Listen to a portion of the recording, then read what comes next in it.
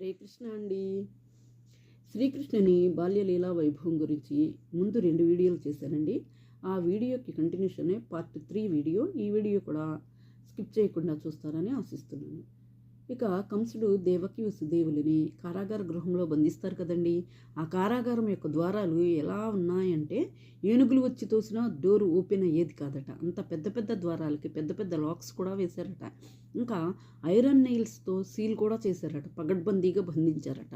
అటువంటి డోర్స్ వసుదేవుడు కృష్ణుని పట్టుకుని నడుస్తూ ఉంటే ఎలా అయితే సూర్యుడు ఉదయిస్తూ ఉంటే చీకటి దూరం అయిపోతుందో అలా వసుదేవుడు కృష్ణుని పట్టుకుని నడుస్తూ ఉంటే ఆ పెద్ద పెద్ద గేట్లన్నీ కూడా వాటికవే ఓపెన్ అయిపోయాయట. ఆచార్యులు ఏం చెప్తారంటే కృష్ణుణ్ణి ఆచరించిన వారికి ముక్తి ద్వారాలై తెరుచుకున్నప్పుడు జైల్లో ఉండే ద్వారాలు ఎందుకు తెరుచుకోవు అని అంటారట. వైకుంఠానికి వైకుంఠానికి వెళ్ళాలి అనేవారికి భగవంతుడి యొక్క శరణాగతియే మార్గమట. ఆచార్యులను ఆశ్రయించడమే మార్గం. ఎవరైతే ఆచార్యులను ఆశ్రయించి భగవంతుడికి భక్తిపూర్వకమైన శరణాగతి చేస్తారో వారికి మాత్రమే వైకుంఠం వీసా వస్తుందట. వైకుంఠానికి వీసా యాక్సెప్ట్ కావాలి అంటే ఈ ప్రశ్నలు అడుగుతారటండి. నువ్వు ఎవరు అని. జవాబు ఏమిటంటే నేను భగవంతుడి యొక్క దాసుల యొక్క దాసుల యొక్క దాసుల యొక్క దాసుల యొక్క దాసుల యొక్క దాసుల యొక్క దాసానుదాసుని అని చెప్పాలట. మీకు ఎవరితో సంబంధం ఉంది అంటే మనం ఆచార్యులకు సంబంధించిన వాళ్ళం అని చెప్పాలట.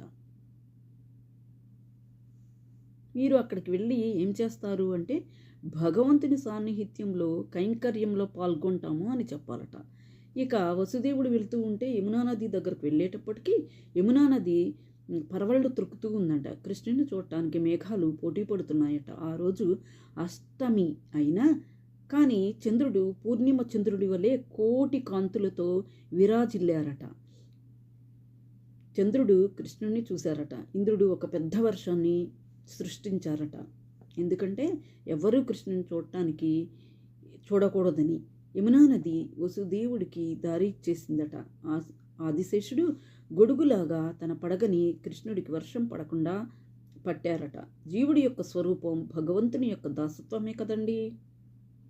మన స్వరూపం భగవంతుడికి సేవ చేయడమే.